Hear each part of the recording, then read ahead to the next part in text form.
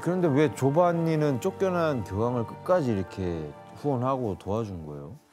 그게 조반니가 은행업에서 그 신용과 신뢰를 가장 중요하게 생각했던 사람인데 그래서 한번 인연 맺은 고객에게 끝까지 그 신뢰를 보여주려고 했었대요. 요한이 13세를 통해서 메디치 가문이 귀한 고객을 어떻게 대하는지 이렇게 세상에 알려줄 수 있는 기회가 된 거예요. 기회가 됐구나. 그렇죠. 저게 이제 이야기가 퍼지면 미담이 되는 그러니까요. 거니까. 저는 계속해서 궁금한 게 요한이 처음에 100억을 빌렸고 그다음 350억을 빌렸잖아요. 설마 다 못 갚고 떠났나요? 돈은 쉽게 갚을 수가 없습니다. 그래서 교황에게 빌려줬던 돈은 다 떼이고 교황청의 지정 은행 자리에서도 물러나야 했습니다. 큰 위기네요. 네. 그런데 이 엄청난 위기 속에서 메디치 은행은 1420년 다시 기사 회생을 하게 됩니다. 새로 즉위한 교황 마르티누스 5세가 메디치 은행을 전담은행으로 다시 선택한 것입니다. 아, 그 신뢰를 높이 샀나 보다. 예. 요한한테 보여줬던. 이미지가 좋아져서.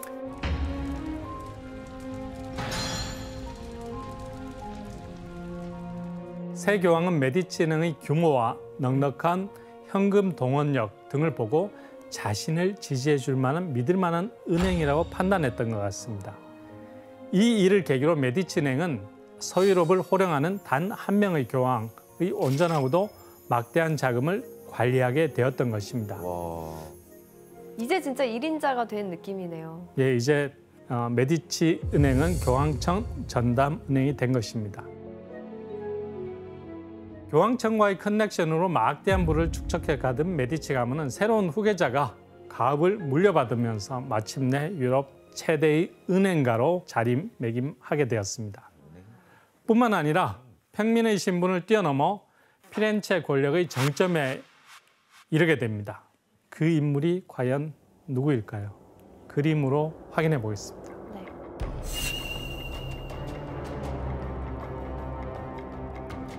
조반니의 뒤를 이은 후계자는 그 장남이었던 코시모 대 메디치였습니다. 아, 코시모. 코시모는 가문의 핵심 사업인 은행은 물론 피렌체 도심의 각종 건물과 부동산, 지방에 있는 대토지까지 물려받게 됩니다. 30대 초반에 그가 물려받은 재산은 무려 하나로 약 1,800억 원에 달하는 천문학적인 금액이었죠. 아니 근데 그렇게 그 모든 재산을 물려받을 만큼 저 코시모라는 사람이 되게 인정받는 후계자였어요? 그럼요. 코시모가 돈을 기가 막히게 잘 벌었던 사람이에요. 거의 천재 사업가로 알려져 있기도 했고 그리고 성격도 엄청 절조하고 그 빈틈이 없는 사람이었대요. 그래서 뭐 자기가 원하는 게 있으면은 그것을 얻어내려고 계획을 세우고 뭐 디테일하게 계산을 하고 뭐 그런 사람이었대요. 아마 아버지는 코시모의 이런 모습을 알아봤던 것 같아요. 네, 그 전에도. 코시모는 어릴 때부터 아버지한테 이런 은행 운영에 대해 배우고 그리고 수도원 학교도 다니면서 엄청 열심히 공부했대요. 그래서 라틴어, 그리스어, 히브리어, 심지어 아랍어까지 할 수 있었다고 하더라고요. 와, 어려운 언어는 다 했네요. 진짜 어려운 것만 제일 어려운 다 어려운 것만 골라서. 그래요. 알아봐. 교수님, 그러면 이 코시모란 사람은 메디치 가문을 이 정점에 올리기 위해 어떤 일들을 했나요? 코시모는 우선 사업을 키우기 위해 아버지와 같은 방법을 쓰기로 했습니다. 사채? 은행업? 교황에게 돈 빌려주기? 거의 정답입니다. 바로 교황과의 관계를 더욱 돈독히 하는 거였죠. 그는 교황이 활동 자금으로 쓸 수 있는 많은 돈을 빌려주면서 끈끈한 관계를 유지했는데 그 결과 교황의 권력을 등에 업고 적극적으로 사업을 펼칠 수 있었습니다.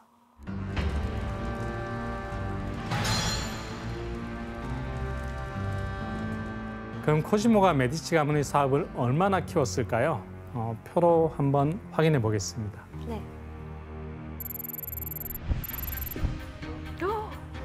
무슨 양모 사업. 코시모가 특히 주목한 사업은 양모와 비단을 중심으로 한 직물업이었습니다. 직무업은 중세 유럽에서 가장 중요한 제조업이었고 코시모는 양모와 비단을 수입, 제조, 수출하는 체계적인 시스템을 구축했습니다.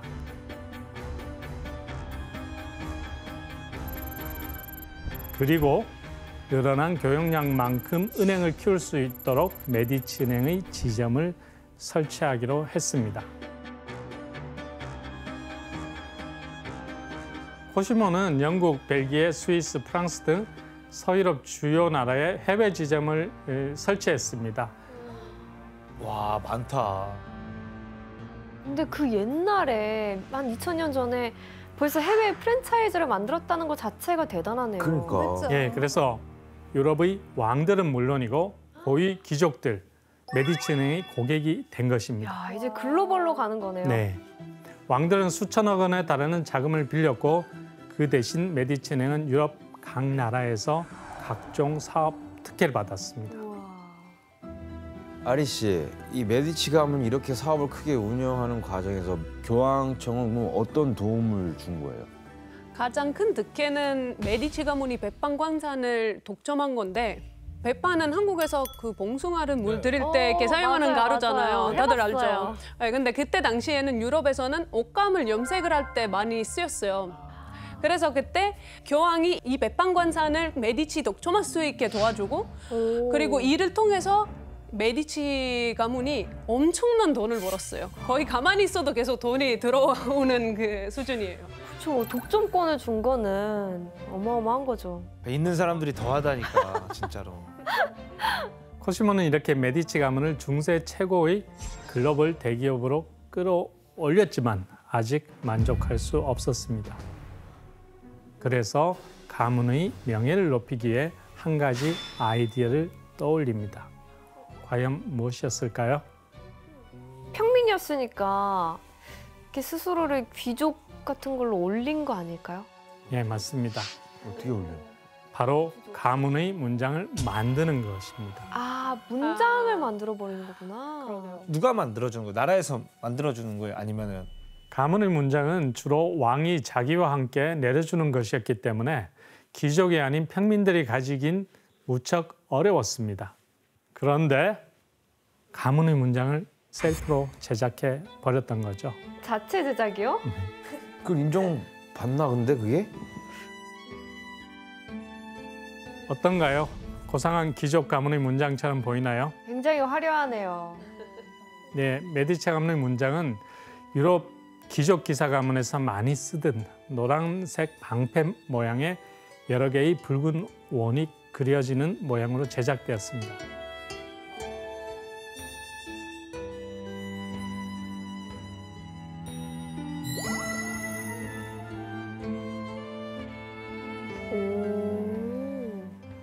이 문장에 대해서 여러 가지 설이 있는데요. 제일 재밌는 거는 800년 때쯤 어느 거인이 그 메디치 가문의 손주들이 살고 있었던 지역에 침입한 거예요. 근데 그때 당시에 아주 용감한 기사였던 메디치 가문의 손조가 이 거인을 무찔렀던 거예요. 근데 이제 싸우면서 거인이 곤봉으로 그 메디치 가문의 기사의 방패에 내려쳤는데 이제 방패에 흔적이 남잖아요. 그래서 그 흔적의 모양을 따서 이 붉은 그 원을 만들었대요. 그렸대요. 그 문장에. 야, 그러니까 이제 돈을 좀 벌었으니까 문장을 만들어서 명예까지 가지겠다 이런 거네요. 엄청난 재산과 이탈리아 반도의 복잡한 상황을 이용해서 권력을 잡을 수 있는 기회를 얻게 됩니다. 중세 이탈리아는 원래 신성 로마적 황제가 다스리는 땅이었습니다. 하지만 12세기경 이탈리아의 여러 도시가 황제와 싸워 자치권을 얻게 됩니다. 중세 말에는 이 도시들끼리 서로 정복 전쟁을 벌이다가 결국 힘이 센 5세력이 경쟁하는 체제가 만들어집니다. 그렇게 다 조각조각 나뉘어져 있었구나. 당시 이탈리아는 5강국입니다. 밀라노 공국, 베네치아 공화국, 피렌체 공화국, 나폴리 왕국, 그리고 교황령으로 나눠져 있었습니다. 이 5개의 나라가 서로 땅을 차지하기 위해 수시로 전쟁과 암투를 벌였습니다. 당시 전쟁에서 이기기 위해선 반드시 이것이 필요했습니다. 그게 무엇인지 짐작할 수 있는 이탈리아 풍자시를 진호 씨가 한번 읽어봐 주실래요? 네. 돈이 사람의 모든 죄악을 숨겨주고, 돈이 남들의 부러움을 사게 하고, 돈이 매력적인 여자를 대령하고, 돈이 영혼을 천국으로 보내주고, 돈이 보잘것없는 사람을 고상하게 만들고, 돈이 원수를 땅에 쓰러뜨리지. 그러니 돈 없으면 패가 망신이요, 세상 만사는 돈으로 돌아가지. 돈만 있으면 천국도 갈 수 있으니 현명한 자들이여 돈을 쌓아라. 이 시기에 가장 필요한 게 무엇이었는지 아시겠죠? 돈. 피렌체 역시 15세기 주변 국가들과 계속해서 전쟁을 했기 때문에 피렌체 사람들은 매번 살인적인 전쟁 비용을 감당해야 했습니다. 이때 돈이 많아야 더 강한 용병을 고용해서 전쟁에서 승리할 수 있었던 것입니다. 문제는 용병 가격이 국가를 휘청거리게 만들 정도로 어마어마했던 것이죠.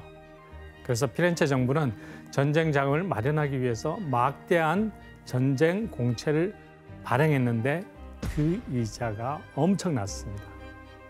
정부에서 발행하는 공채의 이율은 나중에는 최대 100%까지 올라간 적도 있습니다. 100%요? 와. 이자가 100%? 2배를 줘야 되네요. 원금을 그러네요. 줘요. 피렌체 정부의 돈이 다급해진 이때 공채 형태로 약 15만 플로린, 하나로 1,500억 원 이상의 돈을 빌려준 곳이 바로 메디치 가문이었습니다.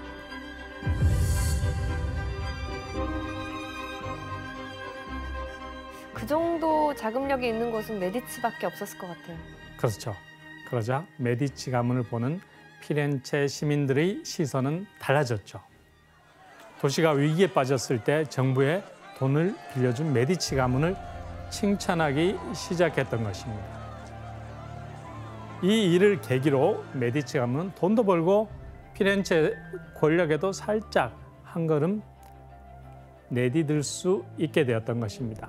그러면은 돈이면 돈, 권력도 이제 뭐 차지하는 건 시간 문제인데 다른 세력들이 막 시기 질투 이런 건 없었나요? 메디치 가문에 막 파멸시키려고 막. 예, 있었습니다. 승승장구하던 메디치 가문은 1430년대 피렌체 내에서 아주 위태로운 상황에 처하게 됩니다.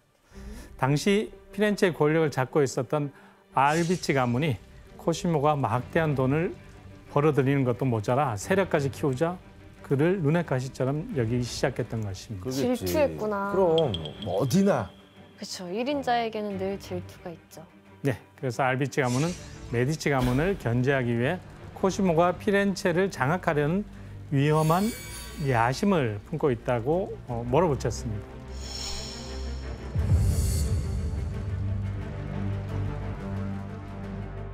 결국 알비치의 명령으로 정부가 코시모를 체포했는데 과연 코시모의 앞날은 어떻게 되었을까요?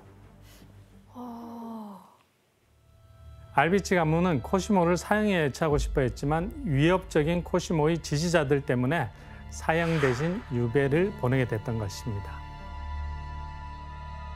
코시모가 감옥에 있다는 소식을 듣고 베네치아에서 외교관을 바로 보내서 피렌체 정부에 항의했고 그 다음에 이 다른 뭐 메디치한테 돈을 빌린 국가들 그 권력자들도 바로 메디치의 편을 들어줬어요. 그리고 코시모가 감옥에 있을 때 직접 매수한 사람도 있었대요. 그 사람이 바로 자신을 재판하는 그 피렌체 시장이었어요. 문제가 그 사람이 원래 알비치 가문에서 이미 매수된 사람이었어요. 근데 코시모가 몰래 10억을 줘서 그 사람이 그 10억을 받자마자 바로 재판도 안 하고 바로 집으로 가버렸대요. 아, 진짜 돈이 권력이네요. 독이 들어섰으면 얼마나. 와, 근데 그 교수님, 그 코시모가 만약에 추방되면 그 많은 재산은 어떻게 되는 거예요? 놀랍게도 코시모의 재산은 무사했습니다. 어? 코시모는 이런 일이 생길 걸 미리 눈치챘고요. 100억 원에 가까운 피렌체 정부의 채권을 다른 지점에 팔아버렸습니다. 그리고 현금은 여러 수도원에 수십억씩 나눠서 맡겨두었습니다. 선견지명이 있었네. 이런 방법으로 자금을 유지하며 피렌체로 돌아올 틈을 노리던 중 얼마 뒤 상황이 갑자기 코시모에게 유리하게 돌아가기 시작했습니다. 메디치 가문과 친한 교황 에우게니우스 4세가 피렌체 정부에 영향력을 행사해서 코시모의 지지자들로 정부를 채운 것이죠. 오. 이렇게 다시 피렌체로 돌아오게 된 코시모는 한 가지 중요한 결심을 하게 됩니다. 자신의 생명과 재산을 보호하기 위해 피렌체라는 도시국가 권력 전체를 완전히 장악하겠다고 다짐한 것입니다.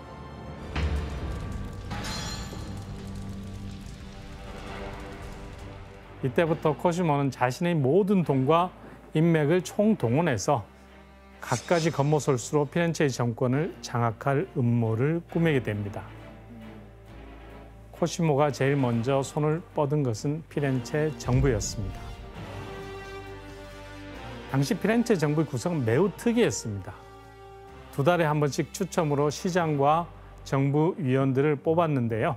선거 방법은 간단했는데 선거위원회가 명망 있는 시민들의 이름을 가죽 주머니에 넣어두면 이 주머니에서 무작위로 시장과 정부위원들 총 9명을 뽑아서 새로운 정부를 구성한 것입니다. 그런데 코시모가 정권장을 결심한 후부터 이상하게도 피렌체 정부 대표로 메디치 가문의 지지자만 뽑혔습니다. 대체 어떤 방법을 쓴 것일까요? 진짜 아까 사람들을 또 매수한 거 아니에요?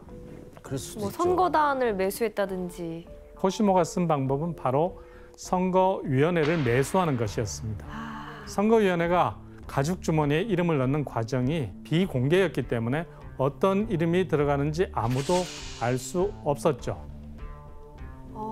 코시모는 이 맹점을 노린 것입니다.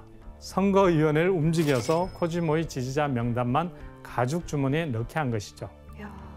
그러니 겉으로 공정한 선거처럼 보여도 실제로는 철저한 선거 조작으로 메디치 지지자들만 선출되었던 것입니다.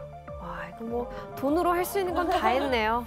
네, 이런 권모술수로 메디치 가문은 자신들의 뜻대로 정부 대표들을 움직였고 마침내 피렌체의 정치와 권력을 좌지우지할 수 있게 된 것입니다.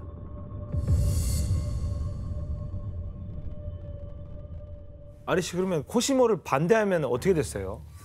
코시모는 그 반대파를 이제 도시에서 쫓아내기도 했어요. 예를 들면 알비치 가문도 자신에게 위협을 낸다고 생각되자마자 바로 피렌체에서 다 쫓아내고, 근데 그때 아마 쫓겨낸 사람들이 500명이 넘었을 거예요. 하지만 코시모는 피렌체 정권을 잡은 후에도 늘 불안에 시달렸습니다. 한번 돈으로 움직인 사람들은 언제나 다시 자기 이익을 위해 배신할 수 있다고 생각했던 것입니다. 그래서 코시모는 권력을 안정시키기 위해 이번에 자신과 가문을 지킬 압도적인 무력을 만들기로 했습니다. 이때 그의 눈에 들어온 사람이 바로 밀라노의 강력한 지배자 프란체스코 스포르차 공작이었습니다.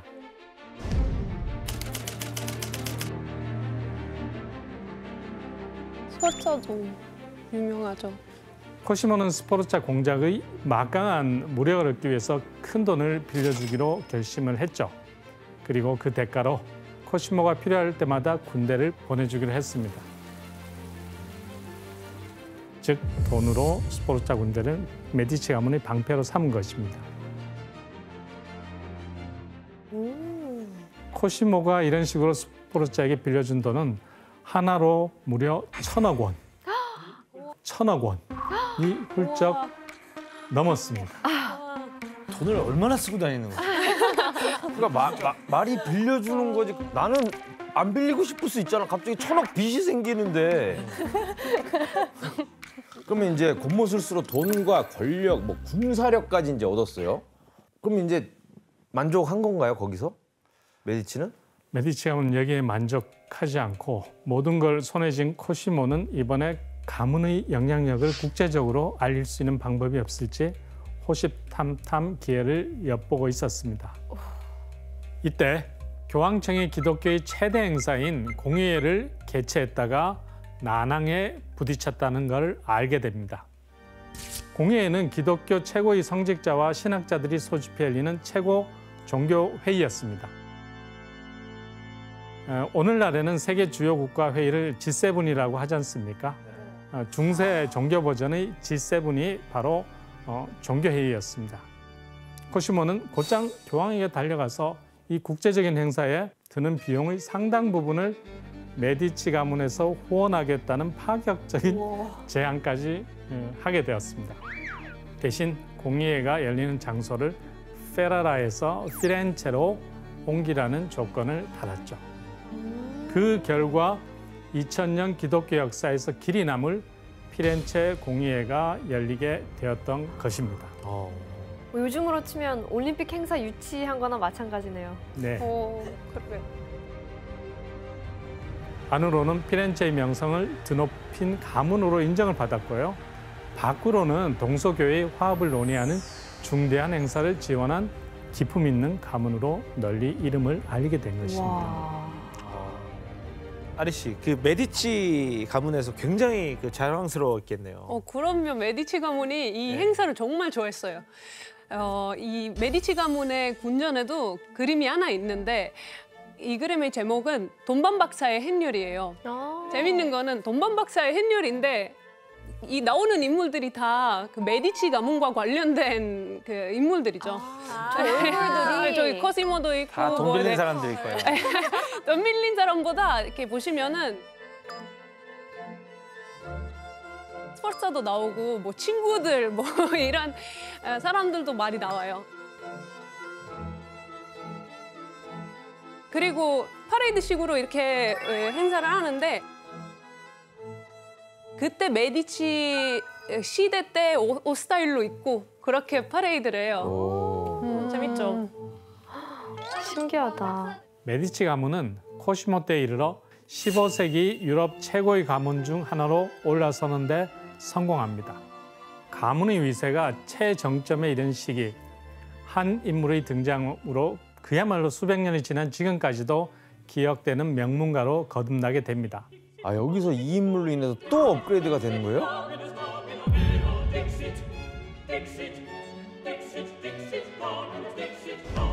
이 초상화 속 인물은 로렌조 데 메디치입니다. 로렌소가 제일 유명하죠. 할아버지인 코시모가 죽은 후 병약했던 아버지 피에로 맞아 사망하면서 1469년 겨울 로렌조는 20살 어린 나이에 거대한 가문을 이끄는 수장 자리에 오르게 됩니다. 그것도 20살? 사실 이탈리아뿐만 아니라 유럽에서도 굉장히 유명한 사람이었어요. 왜냐면 공부뿐만 아니라 뭐 노래 아니면 무술까지 진짜 못하는 거 없었어요. 근데 가장 뛰어났던 게 바로 말빨이었어요. 그래서 말만 하면 이거 듣는 사람들이 진짜 다 홀딱 그냥 넘어갈 정도로 말을 잘했대요. 교수님, 그러면 이 피렌체를 더 장악해 나가는 이 메디치 가문에 저번처럼 또 반대하는 사람들이 있었을 거 아니에요? 예, 로렌조가 권력을 잡는 것에 불만을 가진 가문이 여럿 있었습니다. 대표적인 가문이 피렌체의 유서 깊은 귀족 가문인 파치 가문입니다.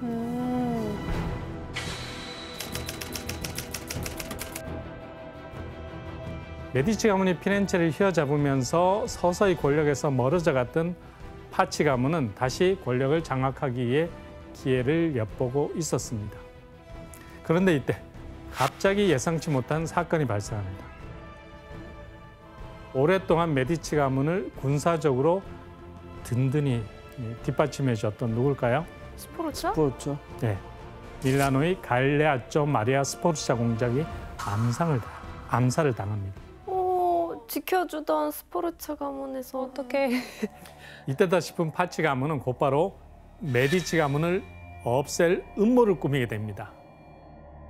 로렌조와 그의 동생 줄리아노를 죽이기로 한 것입니다.